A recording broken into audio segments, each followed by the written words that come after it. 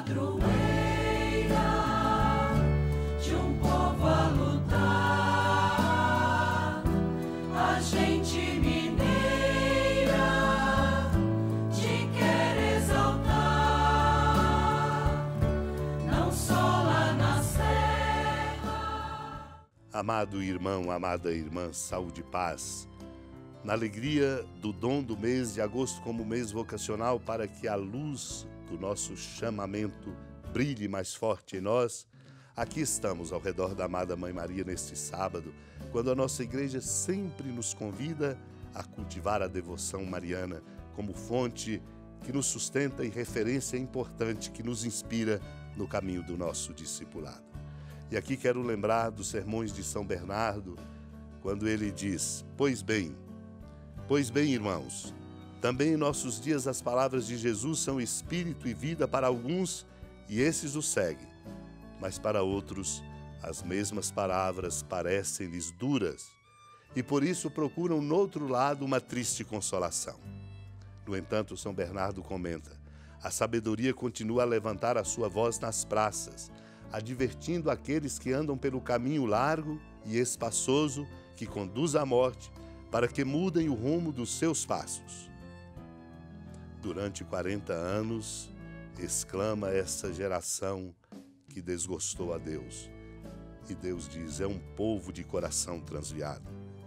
E no outro salmo acrescenta, o Salmo 61, uma só vez falou Deus. Sim, diz São Bernardo, uma só vez, porque fala sempre. Uma só vez, porque a sua fala é contínua e eterna, e nunca se interrompe.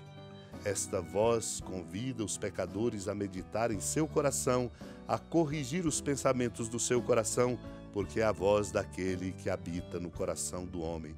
E aí fala, realizando pessoalmente o que disse por meio do profeta: falai ao coração de Jerusalém. Entremos em nós mesmos, diz São Bernardo. Examinemos o nosso coração onde Cristo habita e comportemo-nos com sabedoria e prudência.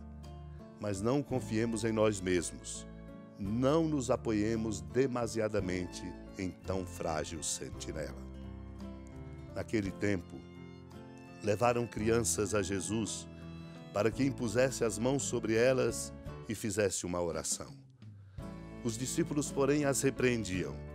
Então Jesus disse: deixai as crianças e não as proibais de virem a mim, porque delas é o reino dos céus. E depois de impor as mãos sobre elas, Jesus partiu dali. Amado e amada de Deus, nós somos, na condição de discípulos e discípulas, desafiados permanentemente a nos qualificar na nossa competência relacional, dentro de nossa casa, no nosso ambiente de trabalho, na igreja, no mundo.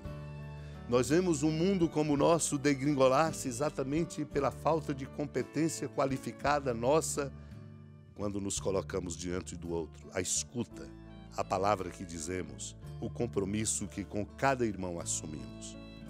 Essa passagem do Evangelho, quando levaram crianças a Jesus para que impusesse as mãos sobre elas e fizesse uma oração, provocando nos discípulos uma repreensão, uma rejeição, dá a Jesus a oportunidade de ensinar a eles, de maneira muito simples, o essencial da importância de a gente ter uma condição de sentimento, de postura, que seja sempre respeitosa e comprometida com o outro.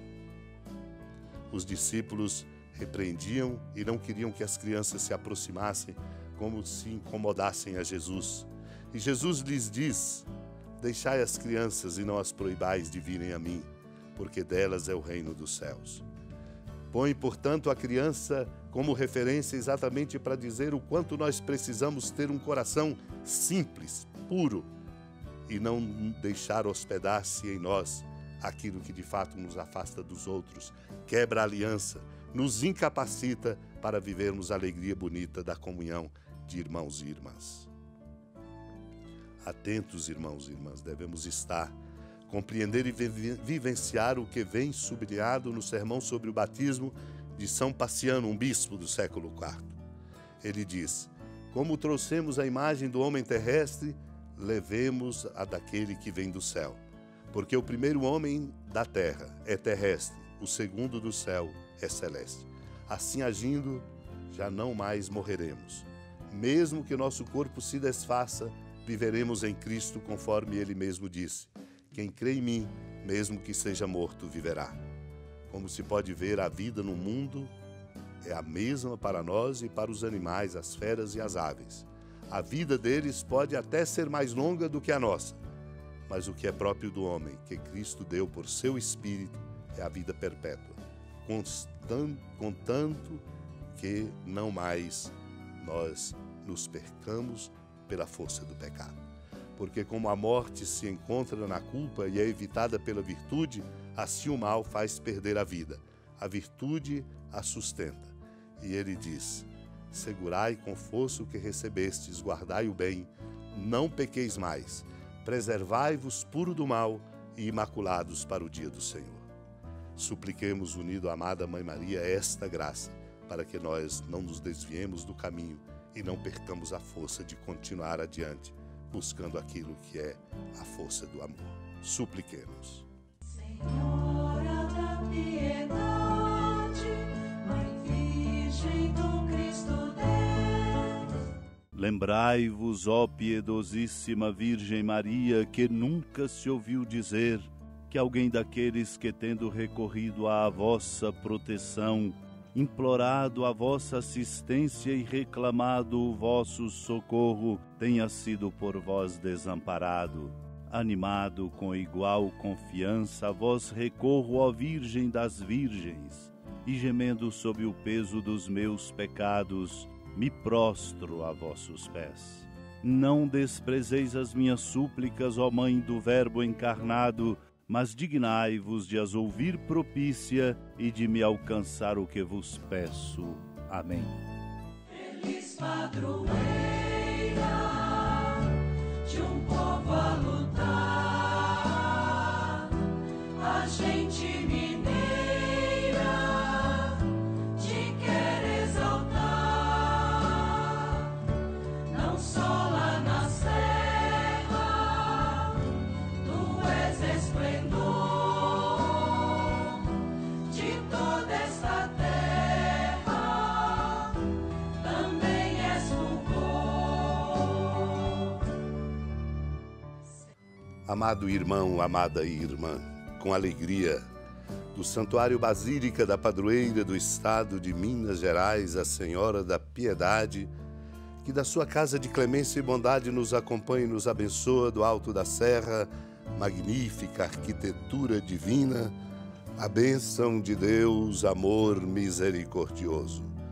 Pai, Filho e Espírito Santo, desça sobre sua família, proteja sua casa, sustente sua vida, fecunde o caminho missionário de nossa igreja e nos encha de sabedoria e permaneça conosco para sempre. Amém. Feliz padroeira